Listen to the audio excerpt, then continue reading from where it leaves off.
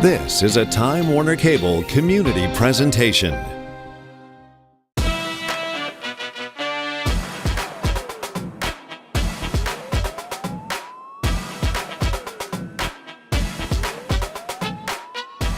Welcome to Get Fit. On this episode, we will be exploring the EA Sports Madden NFL 15 cover. Then we're going to throw it over to a combat sport, Muay Thai boxing. After that, we're having a personal training session, and we're going to finish it off with tips on how to stay fit at work. Hello there, I'm Crystal Rich, and I'm at LA Live in downtown Los Angeles, where two NFL stars, Carolina Panthers quarterback Cam Newton and reigning Super Bowl champion Richard Sherman, are going head-to-head to see who will win the Madden 15 cover. Fans voted on ESPN.com to see who will be the next cover boy. The event is taking place right behind me at the center of LA Live. The most athletic and electrifying NFL athletes go head-to-head each year to compete for one of the most prestigious honors, to be the face of the EA Sports Madden NFL cover. This year, two standouts on both sides of the ball went head-to-head in front of an exhilarated crowd. Fans were pumped for Carolina Panthers quarterback Cam Newton, who won the NFC South last season. But it was the reigning Super Bowl champion Richard Sherman who won the cover, making this Cam's second loss for the cover in the finals. And I saw you had the Richard Sherman shirt on. Why are you happy that he won, and why did you vote for him? Richard Sherman deserves it. You know, he's the best corner out there. Say it again. He's the best corner out Say there. it one more time. I couldn't hear you. He's the best corner out there. All right. Well, I'm the best corner in the game. The best corner of the game. Who did you vote for? I voted for Sherman as well. Why? He's the best corner. He's a local guy. I just like him overall. I saw that you voted for who? Cam Newton. Cam Newton, and he didn't win. Why did you think that Cam Newton was deserving of the Madden 15 cover? He was deserving because he's been like the best player in the league for the last couple years, but you know, Sherman more popular, so he got it. Do you think it has to do with anything that he's the Super Bowl champion? Has a lot to do with the Super Bowl, yeah. You guys all have the right shirt on. Why do you think Richard Sherman was deserving? Because he played well. He played hard, and you know, he's the greatest in the game right now. Yeah. The athleticism of the self-proclaimed greatest quarterback in the league captured the attention of fans who voted him on the cover. Now that the new cover boy, Richard Sherman, is all sworn in, it's time for his close-up. I'm joined right now by the best corner in the league, Richard Sherman. Richard, congratulations. Thank you very much. I appreciate it. Absolutely. You know, you've had such an illustrious career thus far in the NFL. You're the reigning Super Bowl champion, and now your face will grace the Madden 15 cover. Explain what you're feeling right now. Oh man, it's tremendous joy, it's happiness, it's excitement, man. It's a dream come true, a goal accomplished, something that you can never quantify with words. Okay, now, you know, I find it just a little bit ironic that in the 2011 NFL Draft, Cam Newton was #1 overall. What round were you drafted in? The 5th. And now, whose face is on the Madden cover? I think mine. You know, it still hasn't hit me yet, so you know, I'm still working on getting my head around that. But man, it's exciting. I think it's exciting too. Now, take me through the process of getting here. People have been campaigning. Cam Newton himself had the best gamer in the league campaign going from. Ace Boogie, that Madden game you just played. Run me through the last play. I'm the best gamer in the league, and when you try me with sorry gamers like that, that's the results you get. And who are you challenging next? My fellow Madden cover vote finalist, And who is that? Mr. Richard Sherman.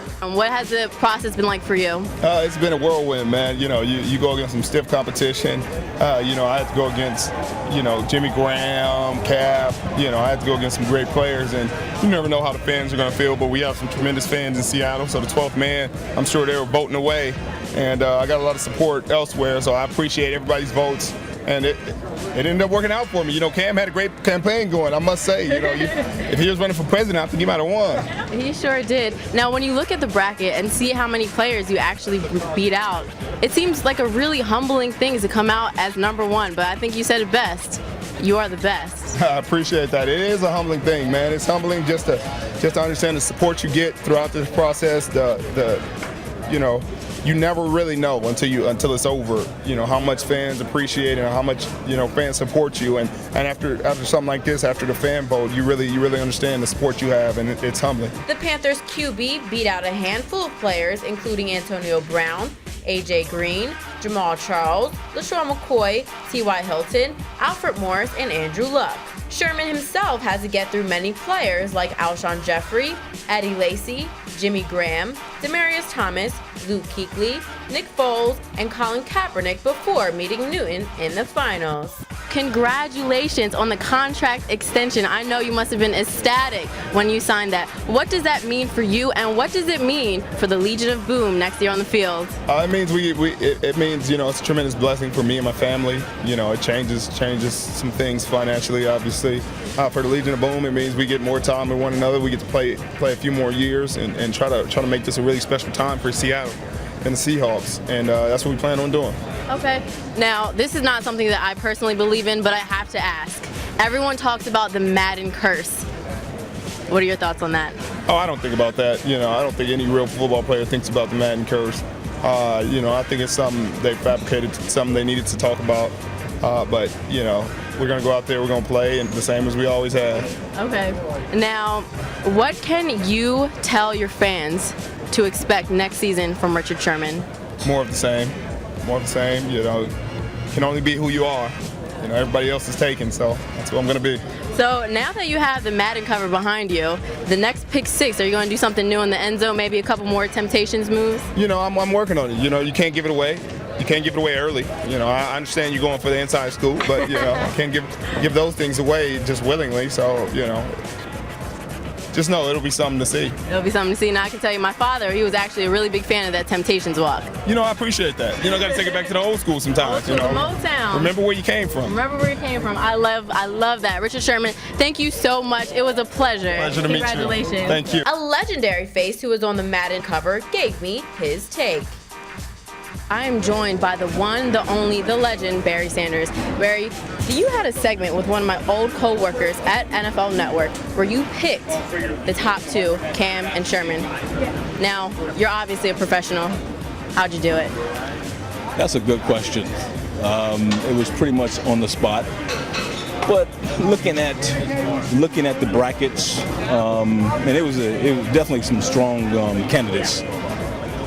Felt like with Richard, you know, there's just so much momentum, you know, behind, you know, the year that he's had.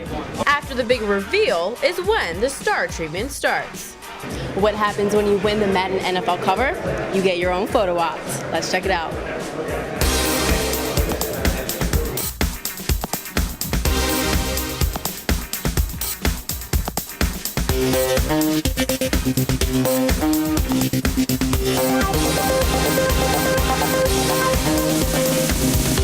I hope you enjoyed this exclusive Madden NFL coverage of reigning Super Bowl champion Richard Sherman. Stay tuned. After the break, we're learning about a combat sport that is sure to give you a great workout. Next. Now, yourself as a cover boy, what is it like for you to watch these next generations of players win, the Richard Shermans? What is it like to watch that? And, you know, you're not only watching, but you're presenting to them. You know, it's kind of funny. I haven't played in a lot of years, but because I was on the cover last year, you know, I feel almost like I had a great season last year.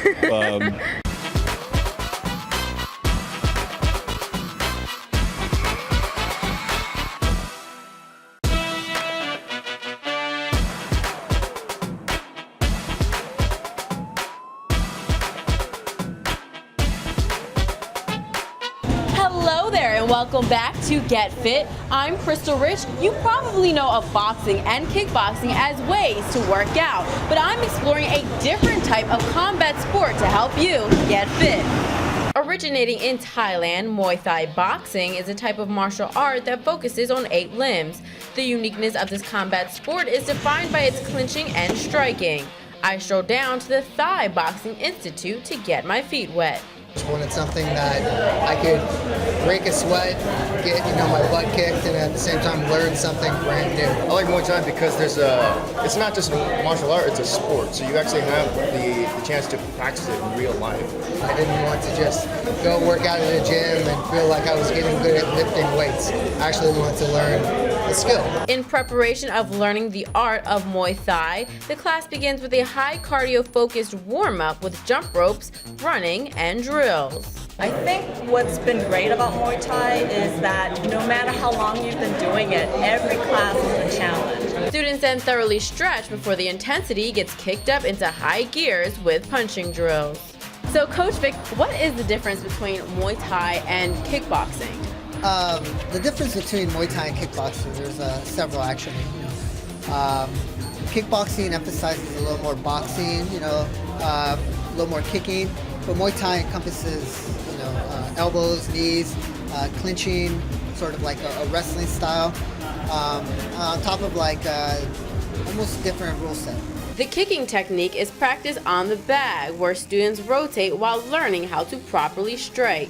You're physically pushed to the limit. Some days you feel like my kicks are great. The very next day you think, I have a lot of work to do. And because of that, it's constantly a great challenge. The real challenge comes into play when drill stations are set up and students rotate for a non-stop, high cardio and impact exercises.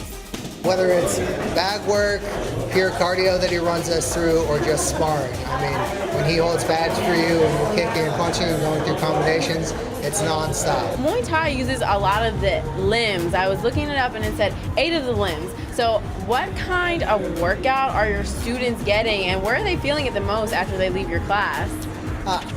I would say Muay Thai is like a whole body workout. I mean, it's called the science of 8 limbs, right? As we said earlier, we use knees, elbows on top of punching and kicking, so you have 2 of those, and that's 8, right? So you're really feeling it everywhere? Yeah, definitely. I would say, you get a lot of core workout because you're kicking a lot, you're punching, you're turning your hips, you're turning your body. And then on top of that, we just work out the abs, legs, arms, just try to get everything in there. The drills go on for the majority of the class duration and changes from class to class. I never get bored. I come as often as I do, and every day is a different kind of class, no matter if it's the same structure. Now run through a little bit of the class for me. It was really fast paced, so I know anyone who takes this class will get whipped into shape really quick. Tell me about how the flow of your class is and some of the drills that you did today. Well, today was the beginner's class, so we emphasized a lot of kicking. I would say kicking techniques are one of the more difficult techniques to get down for Muay Thai, so we practice that a lot ad nauseum. At the tail end of class, students practice their striking one more time on the punching bags, then conclude with a cool-down stretch. If you would like to visit this class in Mar Vista, visit the ThaiBoxingInstitute.com. Stay tuned. Coming up next, we're going one-on-one with a personal trainer.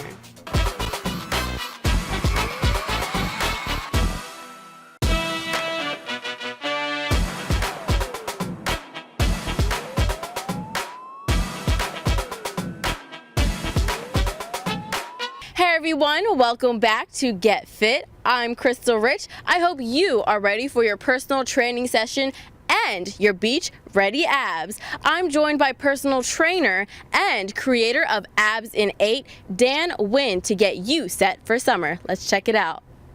Abs in 8 is 8 exercises done in 8 minutes that are not strenuous and can be done almost anywhere. Abs in 8 concentrates on the mindset and mental component by using different guided meditations focusing on motivation, nutrition, and visualization to help you reach your goal. Creator Dan Nguyen joined me to show me a few moves.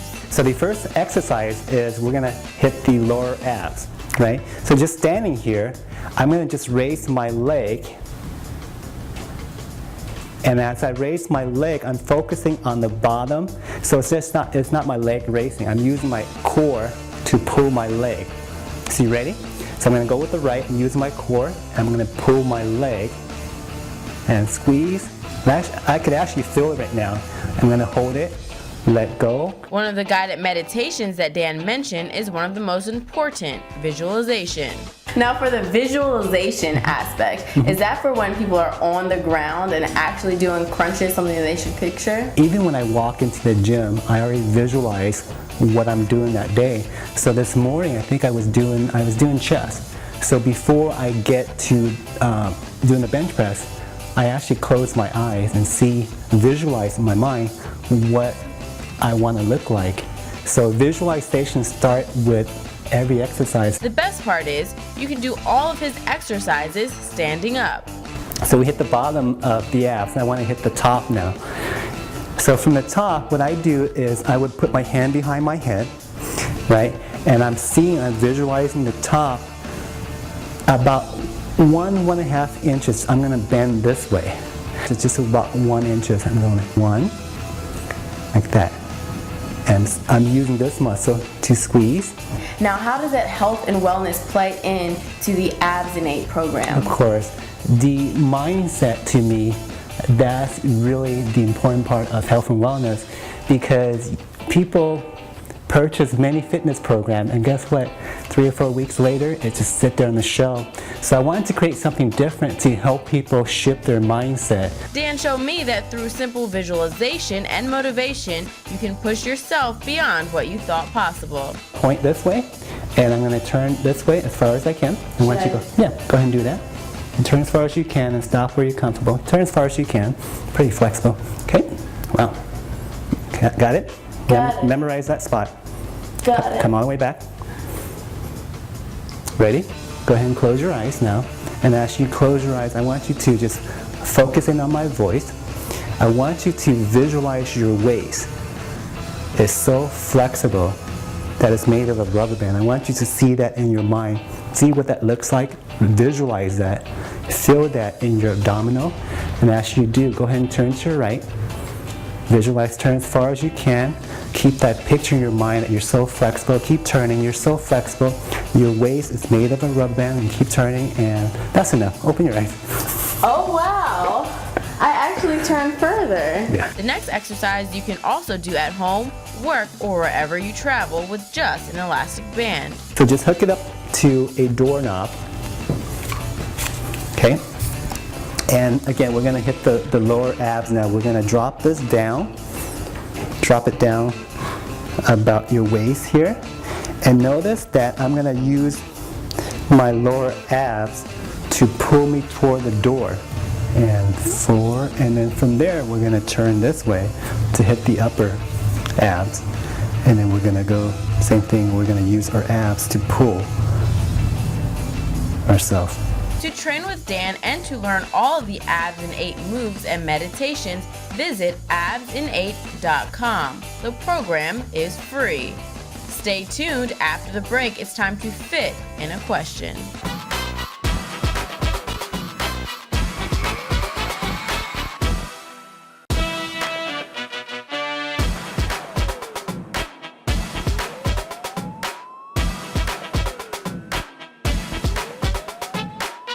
That's almost all the time we have for today, folks. I'm Crystal Rich. Thank you so much for watching. Before we go, it's time to fit in a question. That's our newest segment where we're asking questions and getting tips for your sports, health, and fitness journeys. I ventured to USC to talk to Department of Physical Education professor Danielle Roman to find out how you can get fit at work. How can working professionals make time for fitness if they feel like they've had such a busy day or they have such a busy schedule or life and they feel like they just can't fit it in? My whole goal with people is to move more. So let's say during a work day, you are busy, you are on the computer 5 hours, let's say, and that may be a short day for some people that are on the computer. I'm going to drink more water. These are some tips. Drink more water. What is that going to make you do? And I see you have your water. I do. I try to drink many of these a day. So drink more water. What is that? I have to go to the bathroom. So you get up and you move. You go to the bathroom. Instead of going to the closest bathroom, go to the furthest bathroom. These are great tips. Yeah. Maybe have your computer set so it shuts off. After an hour, I have to do my squats, my push-ups, my dips. Oh, I like that. Yeah. I'm so feeling that. Right? Now, if we want to exercise, I don't have time to exercise. I need to make the time. Even if it is a 20-minute, 15-minute high intensity, and that's the new thing right now is HIIT training, high intensity interval training. But even if it's a short burst, you will burn calories for a longer period of time. Does walking suffice as fitness for people who feel like they just can't squeeze in some high intensity fitness in their day? Walking is fantastic. It's non-impact. It's a great workout. A lot of people will walk. Maybe you get an hour for lunch, and I'm going to take half an hour to walk, and then I go eat for the other half. Make a good choice when you eat because you just walked. It's a fantastic exercise.